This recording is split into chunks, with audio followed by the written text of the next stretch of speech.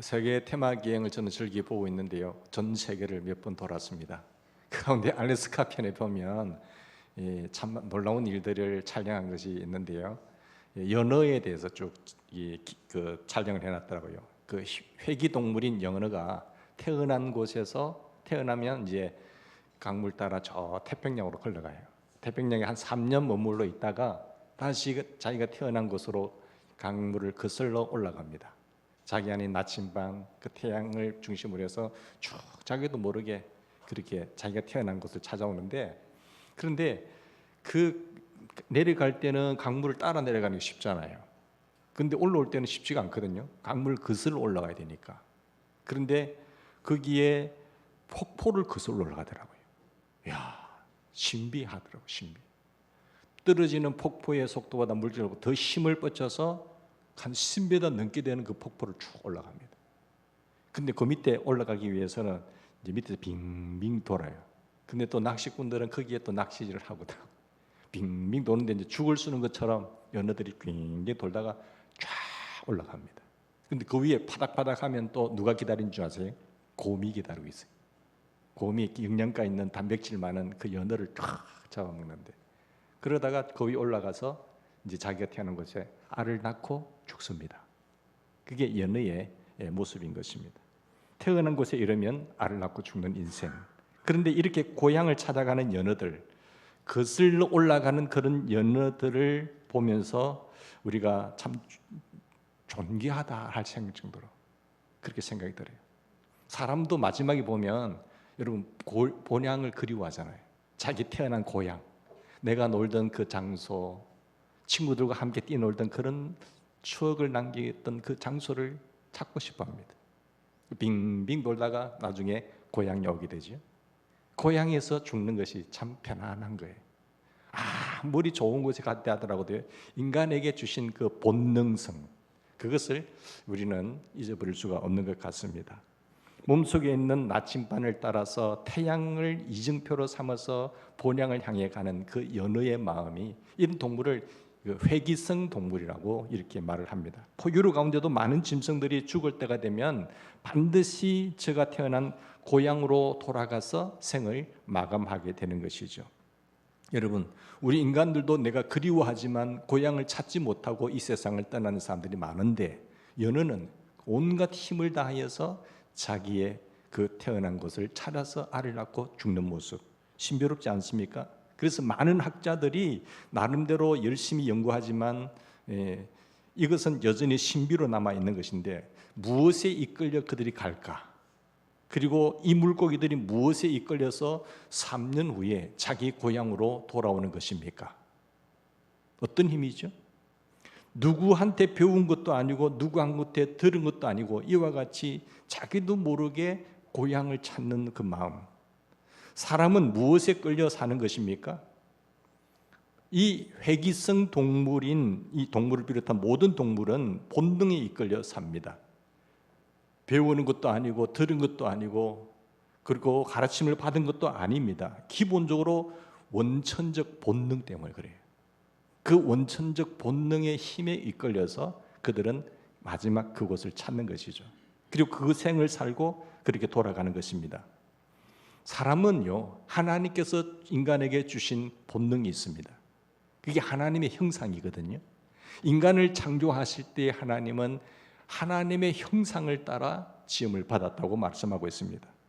그래서 하나님께 주신 높은 차원의 본능을 가졌는데 그것이 뭘까요? 이성과 그리고 양심입니다. 누가 가르치든 안 가르치든 율법 전설을 우리가 알든 모르든 상관없어요. 인간에게는 누구나 다 이성과 양심이 있습니다. 그래서 법을 많이 알아도 적게 알아도 그 상관없어요. 본인이 다 알고 있습니다. 자기가 무엇을 잘못하는지, 이게 죄가 되는지 안 되는지 이성과 양심에 의해서 다 알고 있어요. 우리 마음속에 있는 이성과 그리고 그 양심이 그를 인도하는데, 흔히들 아무개는 법 없이도 살 사람이라고 하지요. 그렇습니다. 법 없이도 우리는 살 수가 있어요. 우리가 여기 앉아 있어서 잘못을 하고도 들키면은 감옥에 가는 것이고, 안 들키면 여기 앉아 있는 것이고, 그렇잖아요.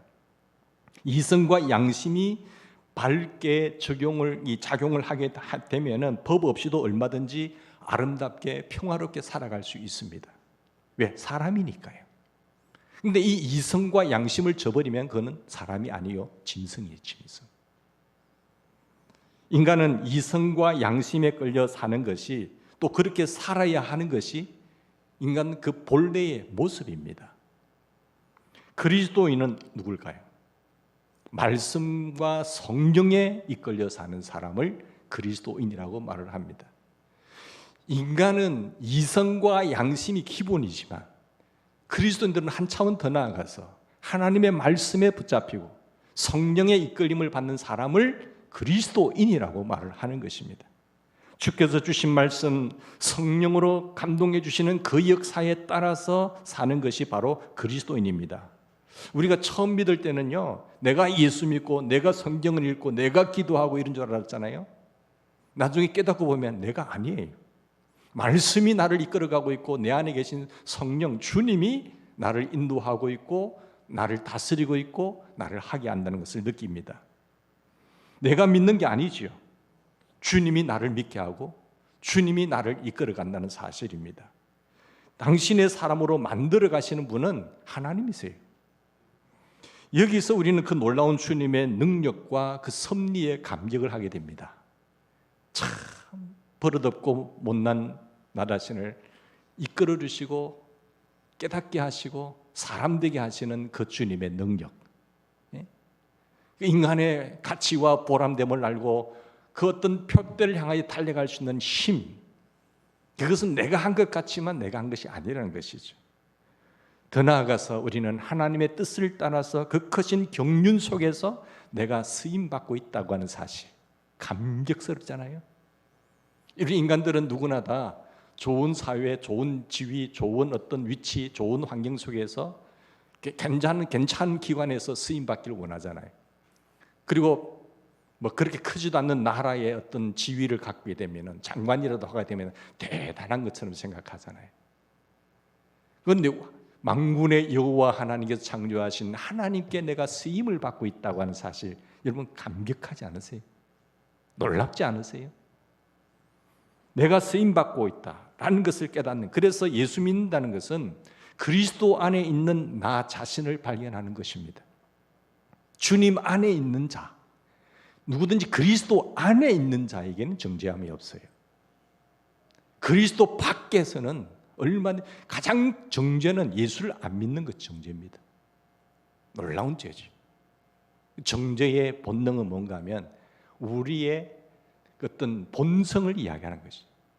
본성 때문에 우리는 뭘 할 수 없다고요? 정죄할 수 없다. 가장 놀라운 정죄는 그리스도 안에 있느냐 안 있느냐. 사랑하는 여러분, 미운 마음이 있으면 쌀이 나잖아요. 탐심이 있으면 도적질을 하게 돼요. 그런데 탐심, 미움, 그리고 음욕을 품는 것, 그러면서 간음하게 되잖아요. 있는 그 자체를 정죄는 할 수 없어요. 간음한 자들이 제일 좋아하는 말씀 누군지 아세요? 뭔지 아세요? 누구든지 죄 없는 자가 돌로 쳐서 죽어라. 이 말씀 제일 좋아하죠. 18번이잖아요. 하나님의 말씀을 모르는 사람들이 그래요. 사랑하는 여러분, 오늘 내가 주님 안에 있는가 없는가, 주님 밖에 있느냐, 주님이 나의 주인인가 아닌가를 깊이 생각했으면 좋겠습니다. 하나님의 사람은 그리스도의 손에 쓰임받고 있다는 그런 정체의식으로서 한평생을 살아가는 사람이죠. 심리학자 윌리엄 제임스는 자아를 크게 세 가지로 나누고 있습니다. 첫 번째는 이 물질적 자아를 이야기를 합니다. 신체와 물질적 소유에 의해서 자기를 평가하고 사는 존재, 그게 물질적 자아입니다. 예컨대 골동품 수집가의 기쁨은 어디 있습니까? 얼마나 귀한 오래된 물건을 내가 소장하고 있느냐. 당신이 가지고 있는 물건보다 내가 가지고 있는 물건이 더 오래됐지. 기뻐해요. 고마워해요. 즐거워해요. 감사해요. 그때 사람들이 모였는데 누가 제일 잘났느냐, 인물이든 학벌이든 과거든 현재든 묻지 않습니다. 당신이 가지고 있는 그 물품이 얼마나 오래된 골동품이냐, 그것에 가치를 두고 하나가 되어서 거기에 자아를 두는 거예요. 그 자기가 최고라는 것이죠. 가장 소중한 골동품을 많이 소장하고 있느냐는 것입니다. 거기에 긍지로 살아가고 평생을 그렇게 살아갑니다. 그런가 하면은 그 자신이 자기 존재이기 때문에 긍지를 느끼고 기뻐하는 것이죠. 억만장자를 보세요. 억만장자는 자아를 어디에 둘까요? 돈에 두는 겁니다. 자기가 가지고 있는 그 돈의 얼마나에 따라서 자아감을 가지는 거지. 봐라, 나는 이만큼 내 능력이 이렇다는 것이죠. 돈을 자기 존재로 동일시합니다. 그 아이덴티파이를 거기 두는 거죠. 잘생긴 사람은 자기 외모에 스스로 도취하잖아요. 요새 CF 모델을 보면 좀 마음이 그렇습니다만은, 야, 저 사람 몸값이 얼마인 줄 알아? 그죠? 몸값을 이야기하는 거예요. 그만큼밖에 안 돼. 오, 대단한 값인데. 그래서 자기를 이 몸값을 높이기 위해서 애를 쓰고 미모를 꾸미고 하는 것을 보게 되지 않습니까? 이거 굉장히 불쾌한 일이지만, 그러나 본인도 다른 누구도 거기에 마음을 쓰지 않습니다. 사람을 이렇게 평가해서 되는 것 아니지 않습니까? 그렇지만 물질적 자아에 자기 자신을 두는 사람은 할 수 없어요. 그게 자기 가치관이니까. 내가 나를 평가할 때 내 소유에 의해서 나를 평가되고 있는 것이고, 내 소유에 의해서 저 사람의 가치는 저 정도야, 저 몸값은 저 정도야 라고 판단되는 것이 물질적 자아입니다. 두 번째는 사회적 자아를 이야기하고 있습니다. 이 사회적 자아는 누구의 친구냐, 누구의 자녀냐, 어느 대학을 졸업했느냐, 어떤 박사학위를 갖고 있느냐, 어떤 회사의 사장이냐에 따라서 자기를 거기 두는 겁니다. 사회적 관계와 그 역할에 따라서 평가되는 것, 그것이 사회적 자아입니다. 여러분, 이렇게 평가하면서 사회적 자아를 따라가는 사람의 모습이란 중년이 되면 어떻게 될까요? 빈둥지 증후군이 되고 맙니다. 빈둥지 증후군이라는 게 뭔가 하면, 내 소유가 없어질 때, 내 사회적 지위가 무너질 때 그 빈둥지만 남듯이 된다는 것이죠. 여러분, 둥지 속에 새들이 알을 낳잖아요. 새끼를 깝니다. 그리고 날아가 버려요. 그러면 빈둥지, 그게 빈둥지 증후군입니다. 허망하죠. 허무하죠. 절망합니다. 나는 이것이 대단한 줄 알고 여기까지 쌓아 올렸는데 그것이 없어져 버렸어요. 완전히 절망하죠. 허무한 것이죠. 쓸모없는 사람이니까 이제는 내가 왕년에 그랬다지만 이제는 쓸모가 없어요. 빈둥지예요. 높이 쌓았던 학벌, 가졌던 돈, 젊을 때 좋았죠. 그 지위 한때였죠. 지금은 없어요. 쓸모없다는 겁니다. 그러므로 가장 비참한 것은 자기를 잊어버리는 것이요. 더 비참한 것은 자기를 도둑맞은 것이요. 더 비참한 것은, 그보다 비참한 건 자기 자신을 빼앗기는 것이고, 그리고 더 비참한 것은 빼앗긴 줄 모르고 살아가는 것이다 라는 것입니다. 사회적 자아에 자기를 동일시하는 사람은 이렇게 빈둥지만 남는 것이죠. 그것이 비참한 것이죠. 자, 세 번째는 영적 자아를 이야기합니다. 이것은 외적인 것을 보는 게 아닙니다. 사람을 외모로 평가할 것도 없고 오직 내적인 관계에 있어서 내적 자아를 이야기합니다. 내면적 세계를 평가하지. 그래서 하나님의 형상된 인간을 생각해요. 내가 하나님의 형상대로 지음받은 인간이라고 한다면 내가 하나님과의 관계성을 갖고 있느냐 아니냐에 따라서 자아를 두는 겁니다. 너에게는 얼마나 하나님의 형상이 살아있느냐, 얼마나 깨끗한 거룩한 하나님의 형상이 머물고 있느냐, 그것이 그 사람을 평가하는 기준입니다. 하나님의 형상인 된 그 인간, 이보다 더 영원한 가치의 것은 없는 것이죠. 그런데 하나님의 형상을 잃어버렸다, 그 사람은 없는 겁니다. 아무 쓸데도 없는 거예요. 자, 오늘 본문 말씀을 잘 보세요. 본문 말씀을 보시면 사도 바울이 그 나름대로의 인생관을 확실히 하고 있잖아요. 근데 이 본인의 자신이 자기 자신을 깨닫기 전에는 얼마나 어떤 삶이었는가를 이야기하는 말씀이 고린도전서 2장 3절이에요. 바울은 고린도 교회를 세웠습니다. 그 고린도 교회를 세우고 섬기면서 옛날 일을 편지 속에 지금 회고합니다.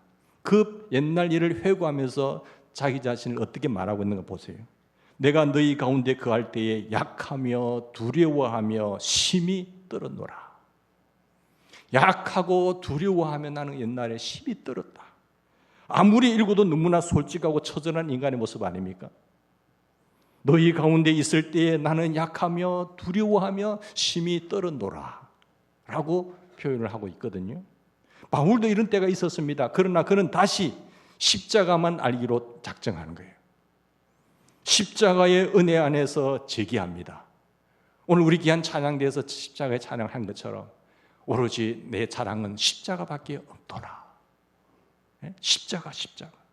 성경 말씀에 있는 바로 그 장면이 나오는데 그는 다시 일어나게 된 것은 그의 지식으로도 아니고 그의 능력으로도 아니고 그의 의지로도 변화되는 환경에서 일어난 것도 아니에요. 뭐예요? 오로지 십자가의 복음을 재발견했다는 겁니다. 거기에 자기 자신을 찾은 거예요. 그리고 오늘 말씀하시기를 뭐랍니까? 나는 25절에 말씀에 붙잡혔다라고 말합니다. 말씀에 붙잡힌 사람이 하나님의 영광과 능력을 보게 될 줄로 믿습니다. 바울이 회복된 이 사실은요, 십자가의 복음을 알게 되었고 그 하나님의 말씀에 나는 붙잡혀 산다고 했어요.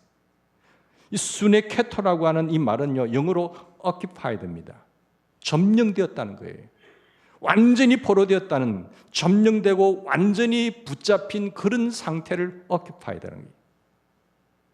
여러분, 무엇에 의해서요? 나는 말씀에 이제 완전히 포로가 되었단 말이에요. 나는 이제 말씀에 완전히 사로잡혔다는 그 말씀이에요. 이래 될 때에 생각도 의지도 운명도 이제는 다 그를 붙잡은 그리스도의 것이 됩니다. 내게 마음에 삭트는 생각, 의지, 그리고 내 인생 운명까지도 주님의 것입니다. 내 것이 아니에요. 내 몸은 그리스도의 것이고 주님께서 피로 값주고 산 거예요. 그게 십자가의 복음이에요. 그를 붙잡은 그리스도의 것이 되고 마는데, 그래서 그는 말씀합니다. 내게는 자유가 없다. 예수님을 주인으로 알고 주인을 내 주인으로 모신 사람은 난 자유가 없어요. 종이 무슨 자유가 있습니까? 주인 시킨 대로 해야죠. 그래서 내가 십자가의 복음을 알고 보니까 내겐 자유가 없다. 강건적인 역사가 나와 함께 하시기 때문이라고 말합니다. 그래서 고린도전서 9장 16절에 보면 말씀하시기를 뭐라고 말합니까? 내가 복음을 전하지 아니하면 내게 화가 있다. 내가 복음을 전하지 아니하면 내게 화가 있도다. 그러므로 나는 부득불 복음을 전한다고 했습니다. 왜 복음을 전해야 되지요? 화가 있기 때문에. 할 수 없이 부득불 나는 복음을 전한다. 내게는 선택권이 없습니다. 내게는 자유가 없습니다. 주님을 알고 그리스도 안에 있는 우리의 정체성을 말하는 거지요. 자유를 그리스도께 반납하고 말았습니다. 과거에 내가 종살이 했던, 마귀에게 종로를 했던, 죄악의 종로를 했던 그 모든 것 주님께 이제 십자가를 다 묻어버렸어요. 반납하고 이제 자유 끝. 말씀에 온전히 붙잡혀서 나는 말씀의 종으로 살고 이것을 전하지 아니하면 내가 화가 있을 것이기 때문에 나는 부득불 말씀을 전한다. 이렇게 했어요. 여러분, 북한의 김정은, 이쪽 북한 정을 보시잖아요. 그런데 김일성, 김정일, 김정은 이 3부자 시대에 오면서 놀랍게 부강하게 되는데 많은 사람들이 충성을 하잖아요. 그 충성을 하는 사람들에게 물어보면 당신은 어떻게 돼서 그렇게 충성을 다하고 있어라고 하는 질문에 이들이 뭐라고 대답한 줄 아세요? 우리는 다 같이 전쟁 고아입니다. 6.25 전쟁 때 많은 폭격을 당했습니다. 아주 융단 폭격을 당해서 우리 가족들이 다 죽어버렸어요. 나만 살았어요. 고아들만, 어린아이들만 남았습니다. 이 울은 아이들을 데려다가 타가소를 세웠습니다. 나를 먹여주고 키워주고 똑똑한 사람은 김일성 대학을 세워서 거기에서 공부하게 만들고 다 수령님 덕분입니다. 이렇게 말한 거예요. 나는 아무것도 없는데 오늘 내가 이렇게 된 것은 수령님의 은혜입니다. 그게 충성맹세하는 거예요. 그런 사람이 몇 명인 줄 아세요? 20만 명이랍니다. 우리는 이해가 되지 않잖아요.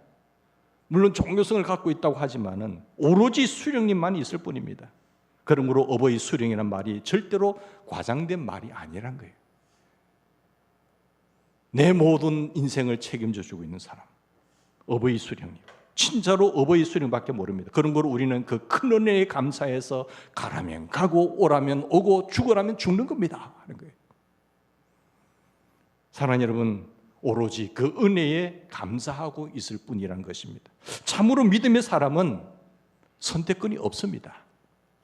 나의 영원한 생을 위하여, 영원한 하나님의 나라를 위하여 그가 죽고 나를 살리셨어요. 내가 너를 피로 값주고 사줬으니 너는 내 것이야. 너희 몸으로 하나님께 영광을 돌리라고 하셨어요. 이 십자가의 은혜와 사랑을 깨닫게 되면 자유 끝. 오로지 주님께만 충성. 그 은혜에 감사하고 감격해서 내 인생을 주께 드리는 것입니다. 특별히 결과에 대해서는 아무런 두려움이 없어요. 왜? 주인이 하라고 한 것을 했기 때문에. 결과가 어떻게 되든지 나는 고민이 없어요. 두려움이 없습니다. 가라고 하신 분이 책임질 것이기 때문에. 가라고. 그러면 가는 거예요. 오라고 하면은 오는 거예요. 그 책임은 누가 져요? 그분이 져요. 그 명령자가 지는 것입니다. 그런 거로 갈 때에 아무런 두려움이 없습니다. 말씀대로 순종하는 사람에게는요, 아무런 두려움이 없습니다. 내가 두려움이 있다고 하는 것은 잘못된 거예요. 내게 두려움이 찾아온다는 것은 내 마음대로 하고 있다는 뜻이에요. 하나님의 말씀대로 온전히 순종하면 두려움은 끝입니다.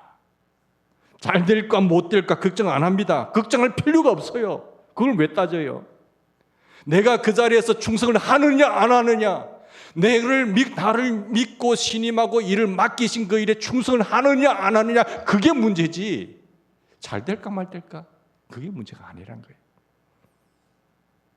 이래도 저래도 당신 마음대로입니다.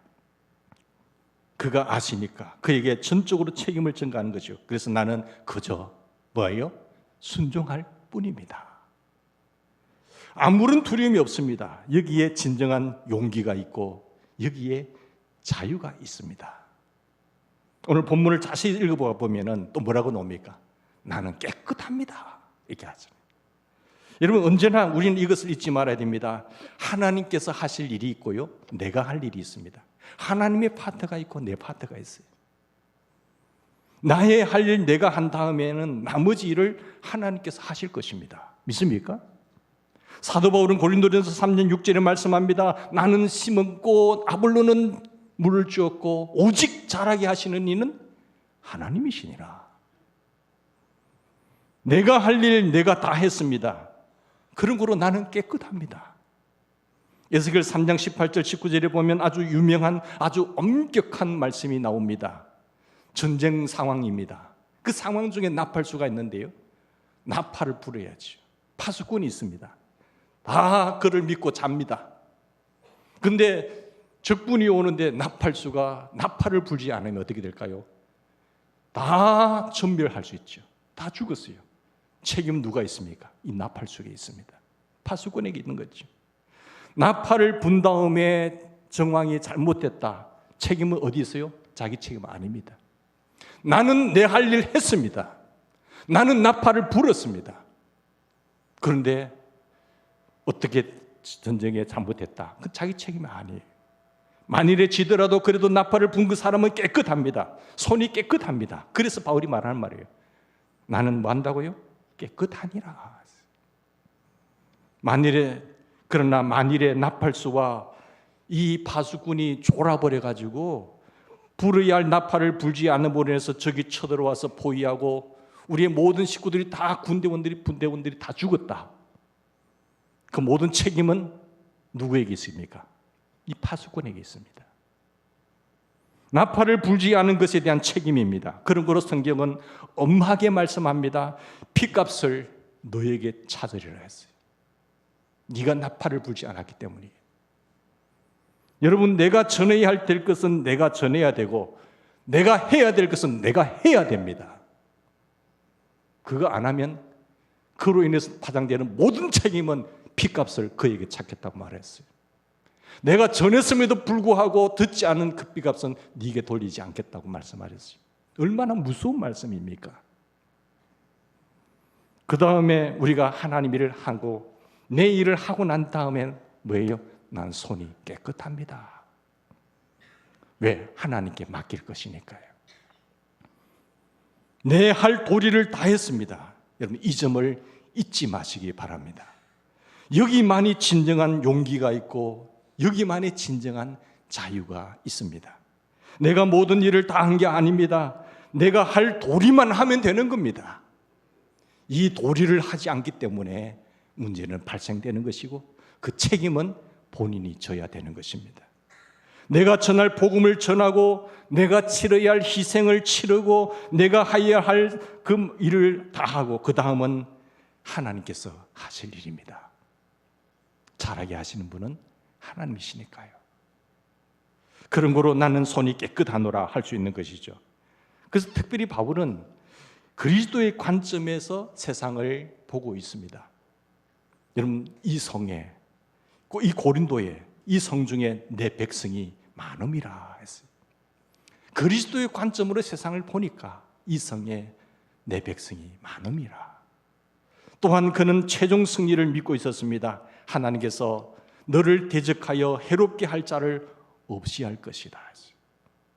너를 대적하여 해롭게 할 자를 다 없앨 것이다. 그런 거로 두려워하지 말고 너는 말해라 하는 거예요.